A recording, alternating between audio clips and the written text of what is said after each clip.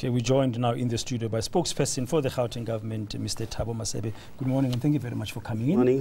DINOSA not mincing its way this morning as one of the unions who had members who work in that building that's currently on fire, saying heads must roll, the government must be held accountable. Will heads roll? Yes, indeed. Let me say we really do understand their concerns. We have been concerned as the Gauteng provincial government about the state of a number of buildings that are owned by the provincial government. And that is why we commissioned this assessment last year already. It was because of all these concerns that we've had for a number of years.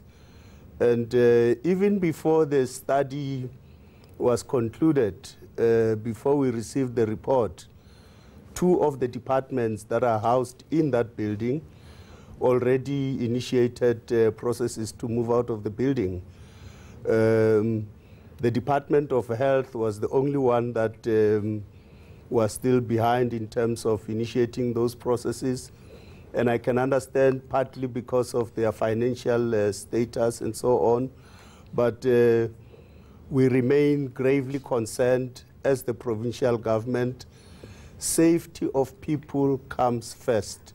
And we can't compromise on that. Thabo, just explain to us or clarify for us, because we had DINOSA sitting here saying they've got minutes of a meeting as early as last Friday, where they were told there was absolutely no plan to move anybody out of this building. Yet we had the Premier saying yesterday that they were going to do this in phases. You tell us now about certain departments that had their plans. Why would DINOSA say that? Was there a definite plan to move these people out of this building? Yes, as I said, there was a plan to move two of the departments. There are three departments in that building. Department of Human Settlements and the Department of Cooperative Governance and Traditional Affairs. The Cooperative Governance and Traditional Affairs actually is about to sign a lease agreement to move into another building. And the Department of Human Settlement is also at an advanced stage with its procurement process. So who was at that meeting that said this to DINOSA? No, DINOSA, remember, they represent the Department of Health, the staff in the Department of Health. Said that at that and meeting, as I indicated, the Department of Health had not yet initiated. So this was only with regard to the Department of Health, yes, not for everybody in that building? Yeah. Sorry, but DINOSA said it was a multilateral meeting. Yeah.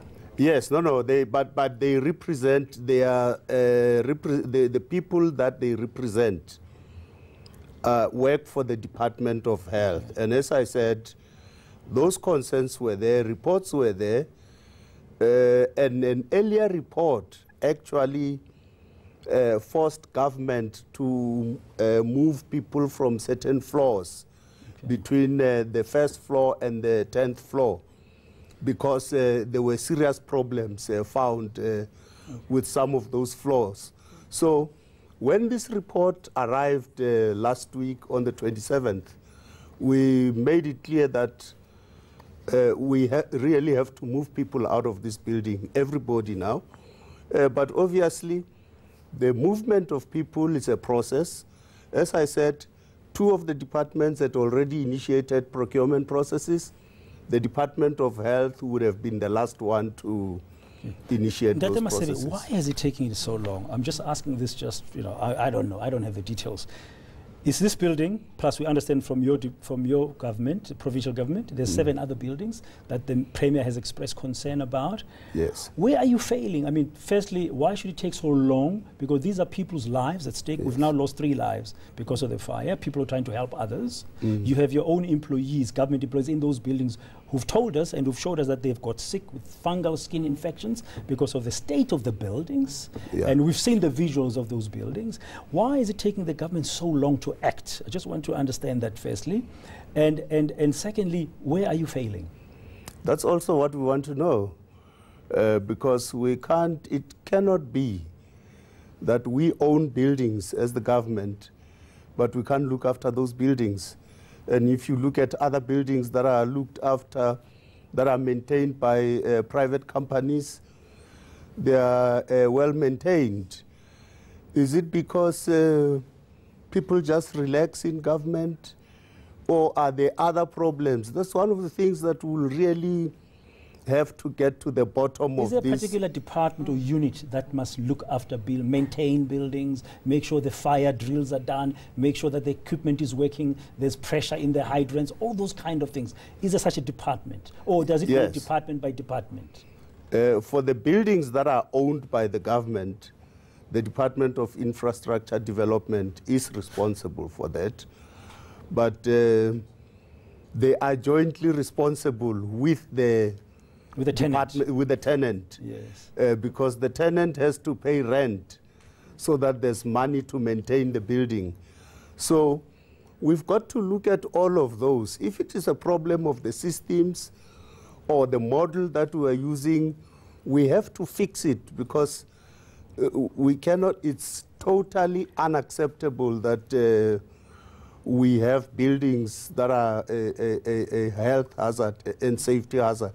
Now, Thabo, the DENOSA representative just throwing another idea in here, saying that there's a possibility that there could have been foul play as well, because the floor where this fire was started houses the legal department. There are cases of corruption that might have been being investigated by people on that floor. I'd just like your thoughts on that. Is that a possibility? Is there anything that you can tell us as to maybe that this may have been a target if it was foul play, that this would have started on that particular floor?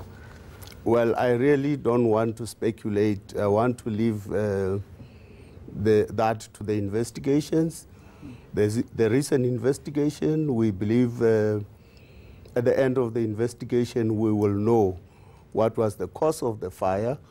If there was any motive, they will also tell us what was the motive. Remember, there was a fire at the office of the Premier last year.